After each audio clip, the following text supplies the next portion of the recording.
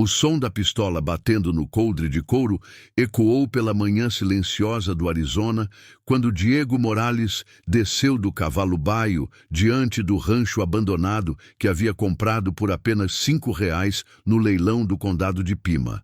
Mas não estava preparado para ver uma jovem de cabelos negros e olhos como brasas parada na varanda da casa principal, segurando um rifle Winchester com a tranquilidade de quem sabia exatamente como usá-lo. O sol escaldante de agosto batia impiedoso na terra vermelha do deserto, criando ondas de calor que distorciam o horizonte, enquanto Diego ajustava o chapéu mexicano de aba larga e estudava a propriedade que havia adquirido.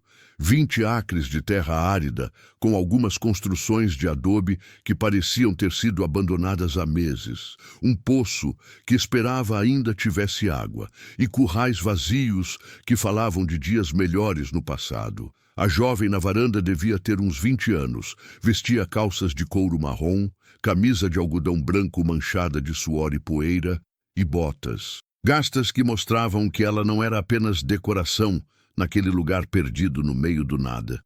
Você deve ser o novo dono, disse ela sem baixar o rifle, a voz carregando um sotaque que Diego não conseguiu identificar imediatamente, mas que sugeria origem mexicana misturada com algo mais. Eu sou Esperanza Valdez, e antes que pergunte, sim, eu moro aqui. Não tenho para onde ir. E não vou sair só porque algum estranho comprou este lugar por alguns trocados num leilão duvidoso. Diego parou a 10 metros da varanda, mantendo as mãos visíveis e longe das armas que carregava, reconhecendo imediatamente que estava lidando com uma mulher que não se intimidaria facilmente e que provavelmente tinha mais experiência com armas de fogo do que a maioria dos homens que conhecia. Senhorita Valdez, disse ele tirando o chapéu por cortesia, meu nome é Diego Morales e não vim aqui para expulsar ninguém. Vim porque preciso de um lugar para me esconder por um tempo, e este rancho abandonado parecia perfeito para isso. Esperanza baixou ligeiramente o rifle, mas manteve o dedo no gatilho. Esconder de quem e por quanto tempo? Porque se trouxe problemas para a minha porta, vou resolver isso da mesma forma que resolvo todos os problemas por aqui. Diego olhou ao redor da propriedade, notando que, apesar de parecer abandonada à distância, havia sinais sutis de que alguém estava cuidando do lugar. As janelas estavam limpas, não havia mato crescendo ao redor da casa, e podia ouvir o som de galinhas ciscando atrás dos estábulos. Senhorita Valdez, estou fugindo de um grupo de bandoleiros que acham que eu roubei algo que pertencia a eles, coisa que é verdade, mas que eles roubaram primeiro de pessoas inocentes. Então, considero que apenas recuperei o que nunca deveria ter sido deles. Esperanza estudou o rosto dele, vendo algo nos olhos escuros que a fez baixar completamente o rifle. Você não parece um ladrão comum, disse ela, mas também não parece um santo. O que exatamente você recuperou que os está deixando tão zangados? Diego caminhou alguns passos na direção da varanda, testando se ela permitiria que se aproximasse mais. Recuperei R$ 15.000 em ouro que eles roubaram de uma família de fazendeiros perto de Tucson, matando o pai e deixando a mãe com 4 filhos pequenos sem nada para sobreviver. Os bandoleiros descobriram que fui eu e agora querem não apenas o ouro de volta, mas também minha cabeça. Esperanza colocou o rifle ao lado da cadeira de madeira na varanda e, pela primeira vez, mostrou algo parecido com um sorriso. Então você é um bandoleiro com consciência, Diego Morales. Isso é raro nestes tempos. Diego subiu os degraus da varanda, aceitando o convite implícito. Não me considero bandoleiro, senhorita Valdez. Considero-me alguém que tenta equilibrar as injustiças quando a lei não consegue ou não quer fazer isso. Esperanza riu, um som genuíno que transformou completamente seu rosto severo. Meu pai costumava dizer a mesma coisa. E ele passou 10 anos roubando de ricos para dar aos pobres antes de ser morto por isso. Diego se sentou na cadeira que ela indicou, sentindo pela primeira vez em meses que talvez pudesse baixar a guarda por alguns minutos. Seu pai era bandoleiro também. Era revolucionário, disse Esperança, a voz carregando orgulho e tristeza. Lutava contra as injustiças do governo mexicano e americano, ajudava famílias que tinham suas terras roubadas, protegia vilarejos de outros bandoleiros. Foi morto há 2 anos por soldados americanos que colocaram preço na cabeça dele.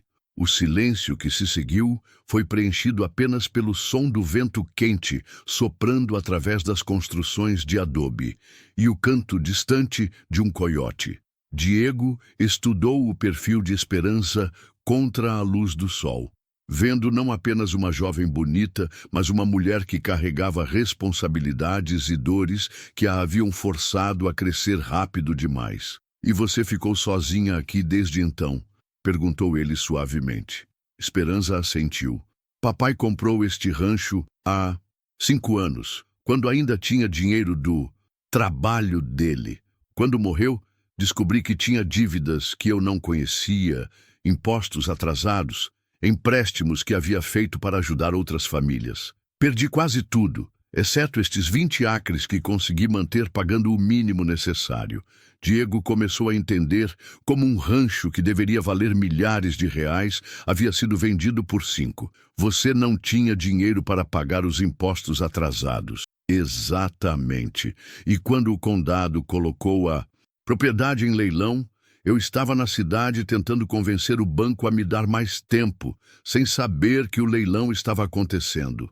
Diego sentiu uma pontada familiar de culpa, a mesma que sentia sempre que suas ações, mesmo bem-intencionadas, acabavam prejudicando pessoas inocentes. "Senhorita Valdez", disse Diego, "se soubesse que havia alguém morando aqui, alguém que tinha direito legítimo a esta terra, nunca teria participado do leilão." Esperança o estudou cuidadosamente. "Então, o que propõe que façamos agora, Diego Morales? Você é legalmente o dono deste lugar. Eu não tenho dinheiro para ir para outro lugar. E você precisa se esconder de bandoleiros que querem sua cabeça." Diego pensou por um longo momento, observando os campos secos que poderiam ser produtivos com trabalho e investimento, os estábulos que poderiam abrigar gado, a casa que era modesta, mas sólida. "Proponho uma parceria", disse ele finalmente. "Você conhece esta terra, sabe como fazê-la produzir, tem as habilidades que eu não tenho. Eu tenho dinheiro que posso investir para melhorar a propriedade e tenho experiência em lidar com problemas violentos que possam surgir." Esperança levantou uma sobrancelha. "Que tipo de parceria exatamente?" "O tipo onde dividimos o trabalho, os lucros e as decisões igualmente, onde você mantém sua independência e dignidade e onde eu aprendo a ser algo mais que um homem que vive fugindo de um problema para outro", respondeu Diego honestamente. Esperança se levantou e caminhou até a borda da varanda, olhando para os campos que seu pai havia sonhado em transformar numa operação próspera. "Diego, posso fazer uma pergunta pessoal?" Ele a encorajou com um aceno. "Por que um homem que claramente tem habilidades, coragem e recursos escolhe viver uma vida onde está sempre fugindo, sempre olhando por cima do ombro, sempre esperando pelo próximo conflito?" Diego juntou-se a ela na borda da varanda, seguindo seu olhar em direção ao horizonte distante, onde montanhas roxas se erguiam contra o céu azul intenso. "Porque quando eu tinha 16 anos, vi minha irmã mais nova ser atacada por 3 homens em uniforme que se diziam soldados da lei, e quando meu pai tentou protegê-la, eles o mataram na minha frente." Diego fez uma pausa, a voz ficando mais dura. "Aprendi naquele dia que às vezes a lei e a justiça são coisas completamente diferentes. E que se você quer que justiça seja feita, às vezes tem que fazer você mesmo." Esperança sentiu lágrimas nos olhos, reconhecendo uma dor que espelhava a sua própria e sua irmã. Morreu 3 dias depois dos ferimentos. Ela tinha apenas 14 anos. Esperança colocou a mão gentilmente no braço dele. "Diego, sinto muito."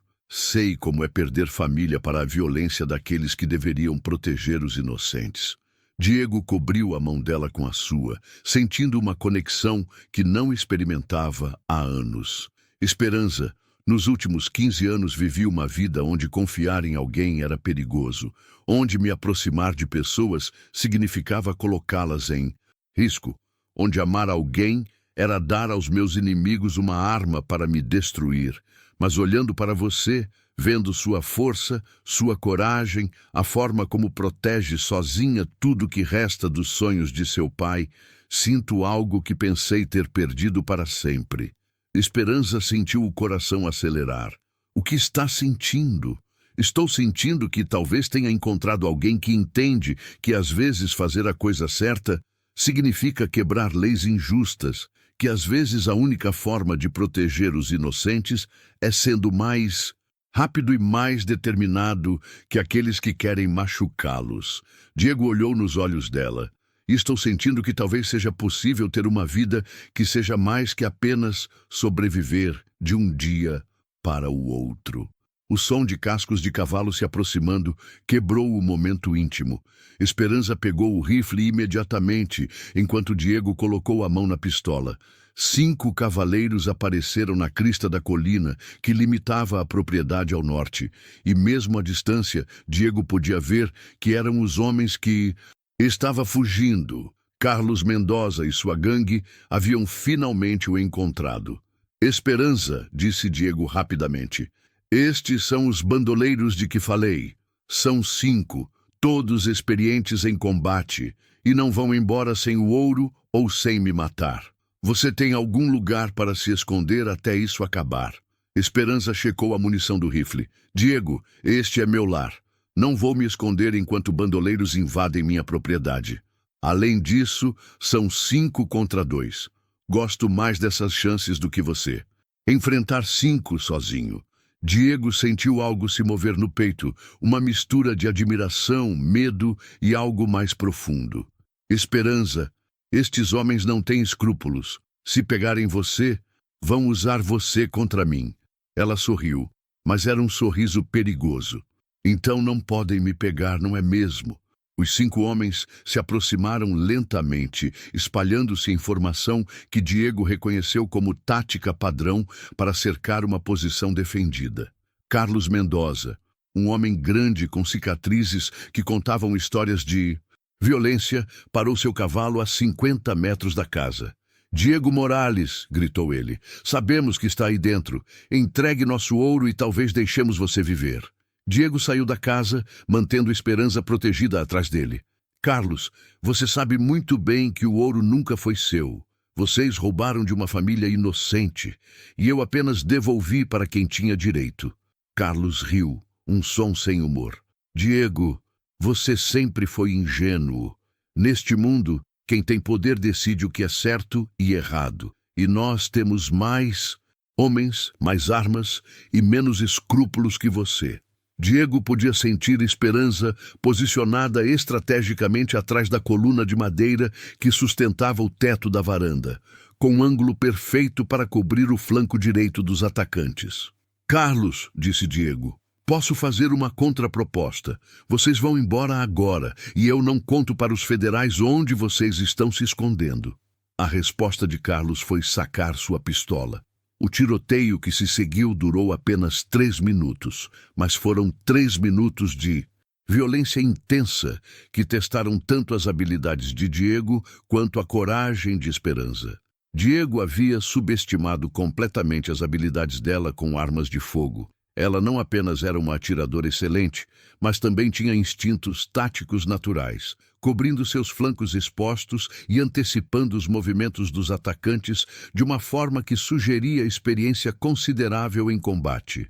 Quando a fumaça se dissipou, 3 dos bandoleiros estavam mortos. Um estava ferido tentando fugir. E Carlos Mendoza estava no chão com uma bala de Esperança no ombro e uma de Diego na perna, vivo, mas derrotado. Esperança manteve o rifle apontado para Carlos, enquanto Diego recolhia as armas dos homens caídos. Onde aprendeu a atirar assim? Perguntou Diego, claramente impressionado. Com meu pai, respondeu ela simplesmente. Ele dizia que uma mulher sozinha na fronteira precisava ser melhor com armas que qualquer homem, porque os homens sempre subestimariam sua habilidade até ser tarde demais. Diego amarrou Carlos numa cadeira na varanda enquanto Esperança mantinha guarda. Carlos, disse Diego, vou fazer isso apenas uma vez. Você vai pegar seus homens feridos, vai sair da minha propriedade e nunca mais vai se aproximar de mim ou de Esperança.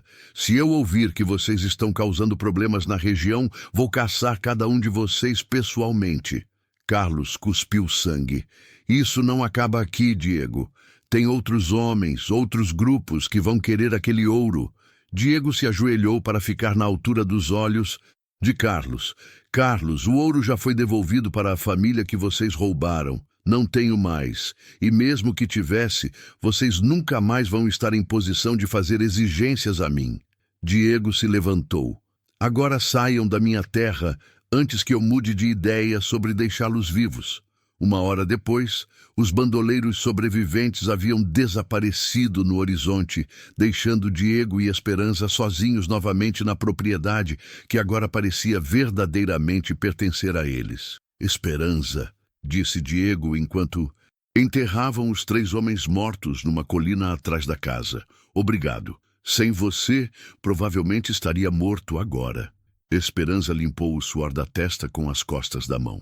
Diego, quando meu pai morreu, pensei que nunca mais teria alguém que entendesse por que às vezes é necessário lutar por justiça, mesmo quando isso significa quebrar leis. Pensei que passaria o resto da vida sozinha, protegendo este pequeno pedaço de terra e as memórias do que meu pai tentou construir aqui. Ela olhou nos olhos dele. Hoje, pela primeira vez em 2 anos, não me senti sozinha. Diego caminhou até ela e segurou gentilmente suas mãos calejadas. Esperança, nos últimos 15 anos, evitei me aproximar de pessoas porque achava que amor era luxo, que homens como eu não podiam ter. Mas você me mostrou que talvez eu estivesse errado, que talvez seja possível encontrar alguém forte o suficiente para dividir os perigos da minha vida e corajosa o suficiente para lutar ao meu lado por coisas que valem a pena proteger. Esperança sentiu lágrimas nos olhos, mas pela primeira vez em muito tempo eram lágrimas de felicidade. Diego, você apareceu na minha vida quando eu estava prestes a desistir de tudo, quando pensava que perderia até mesmo este último pedaço da herança do meu pai. Você não apenas me devolveu esperança, me deu algo que nunca pensei que teria. Um parceiro que entende que às vezes a única forma de proteger o que amamos é estar disposto a lutar por isso. Diego a beijou então. Um beijo que selou, não apenas seu amor, mas também uma parceria que seria testada muitas vezes nos anos seguintes. Nos meses que se seguiram, Diego e Esperança trabalharam juntos para transformar o rancho numa operação próspera, usando parte do dinheiro que Diego havia recuperado ao longo dos anos para comprar gado, melhorar as instalações e contratar alguns vaqueiros locais que precisavam de trabalho honesto. Diego descobriu que tinha talento natural para a administração de propriedades e Esperança provou ser não apenas uma excelente administradora, mas também uma líder natural que inspirava lealdade nos homens que trabalhavam para eles. Mais importante, eles descobriram que funcionavam perfeitamente como uma equipe, cobrindo as fraquezas um do outro e amplificando os pontos fortes mútuos. Mas a vida na fronteira do Arizona não era pacífica, e nos 2 anos seguintes eles enfrentaram várias tentativas de outros grupos de bandoleiros para tomar a propriedade, ataques de índios hostis, e até uma investigação federal que quase resultou na prisão de Diego antes que Esperança conseguisse provar que ele havia devolvido todo o dinheiro roubado para suas vítimas legítimas. Cada desafio apenas fortaleceu a parceria entre eles, e gradualmente sua reputação na região mudou de bandoleiro perigoso e mulher problemática para casal respeitado que protegia fazendeiros menores e ajudava a manter a paz numa área conhecida pela violência.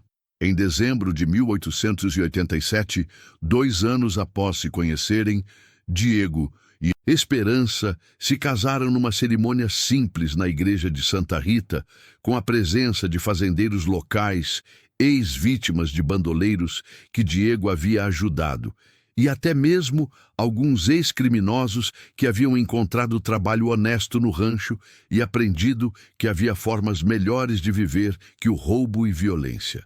Durante a cerimônia, quando o padre perguntou se havia alguém presente que se opunha à união, um velho mexicano se levantou e disse em voz alta que conhecera o pai de Esperança e que Eduardo Valdez ficaria orgulhoso de saber que sua filha havia encontrado um homem digno de lutar ao lado dela pelo que era certo. A recepção foi uma celebração que durou até o amanhecer, com música, dança e histórias que celebravam não apenas o casamento, mas a transformação de 2 pessoas que haviam encontrado na parceria e no amor uma forma de canalizar suas habilidades perigosas para propósitos construtivos. 1 ano após o casamento, quando Esperança deu à luz gêmeos que chamaram de Eduardo e Maria, em homenagem aos pais que haviam perdido, Diego estava segurando os bebês na varanda da casa que haviam expandido e melhorado juntos, refletindo sobre como sua vida havia mudado completamente desde o dia em que comprara um rancho aparentemente abandonado por R$ 5. Esperança havia lhe dado não apenas amor e parceria, mas também propósito e redenção. Uma razão para usar suas habilidades para construir em vez de apenas destruir, para proteger em vez de apenas vingar. O rancho havia se tornado próspero, mas mais importante, havia se tornado um símbolo de esperança numa região onde a violência e a injustiça eram comuns. Um lugar onde pessoas que haviam perdido tudo podiam recomeçar, onde ex-criminosos podiam encontrar trabalho honesto, onde famílias ameaçadas por bandoleiros podiam encontrar proteção e apoio. Diego havia descoberto que sua reputação como homem perigoso, em vez de ser um obstáculo, havia se tornado um ativo valioso quando usada para proteger pessoas inocentes, em vez de perseguir vingança pessoal. Fazendeiros da região sabiam que propriedades sob a proteção de Diego e Esperança Morales não seriam atacadas impunemente. Autoridades corruptas sabiam que seus esquemas seriam expostos e combatidos. E bandoleiros sabiam que roubar famílias trabalhadoras na área controlada pelos Morales resultaria em consequências rápidas e definitivas. Mais importante que o sucesso material ou a reputação regional era a transformação pessoal que ambos haviam experimentado. Diego havia aprendido que era possível ter uma vida baseada em algo mais que fugir de um conflito para outro, e Esperança havia aprendido que não precisava enfrentar o mundo sozinha, que era possível encontrar um parceiro que respeitaria sua força e independência enquanto oferecia apoio e companheirismo. Na noite do 2º aniversário de casamento, enquanto observavam os filhos dormindo no berço duplo que Diego havia construído usando madeira da propriedade, Esperança segurou a mão do marido e disse algo que resumiu perfeitamente a jornada extraordinária que haviam compartilhado. Diego, quando você apareceu naquela manhã comprando minha casa por R$ 5, eu pensei que estava vendo o fim da minha história. Mais um estranho que tiraria de mim o último pedaço da herança do meu pai. Mas você não veio aqui para tirar nada, veio para encontrar o que estava procurando sem saber. Uma casa, uma família, uma parceira que entendesse que às vezes fazer o certo significa ser perigoso para as pessoas certas. Diego beijou a testa dela. Esperança, você me deu algo que eu achava impossível para homens como eu. Uma vida onde minhas habilidades servem para proteger em vez de destruir, onde acordar cada manhã significa construir algo duradouro, em vez de apenas sobreviver até o anoitecer. Você me transformou de um homem que fugia de problemas em um homem que resolve problemas, de alguém que vivia sozinho em um homem que tem família para amar e proteger. 5 anos depois, quando o rancho Morales havia se tornado uma das operações mais respeitadas e prósperas do condado de Pima, e quando Eduardo e Maria estavam crescendo como crianças saudáveis numa comunidade que os pais haviam ajudado a construir, Diego finalmente entendeu que o verdadeiro valor daqueles R$ 5 não havia sido a compra de 20 acres de terra árida. Havia sido o investimento numa nova vida onde amor, parceria e propósito substituíram solidão, violência e fuga constante. Esperança havia aprendido que herdar o legado do pai não significava apenas manter a propriedade que ele havia deixado. Significava continuar sua missão de proteger os fracos e lutar pela justiça, mas agora com um parceiro que entendia que algumas batalhas valem a pena lutar e que algumas pessoas valem a pena proteger, não importando o preço pessoal. Se esta história de amor, que nasceu do perigo e floresceu na parceria, tocou seu coração, deixe um comentário contando se você acredita que duas pessoas com passados violentos podem encontrar paz e propósito quando se unem pelos motivos certos. Dê um like se você acredita que às vezes os melhores relacionamentos são forjados não na tranquilidade, mas na adversidade que força duas pessoas a confiarem uma na outra com suas vidas. E se inscreva no canal, porque temos muitas outras histórias de pessoas que descobriram que o amor verdadeiro às vezes aparece nos lugares mais perigosos e inesperados, transformando vidas de fuga e violência em lares de proteção e esperança, onde famílias inteiras podem crescer em segurança e dignidade.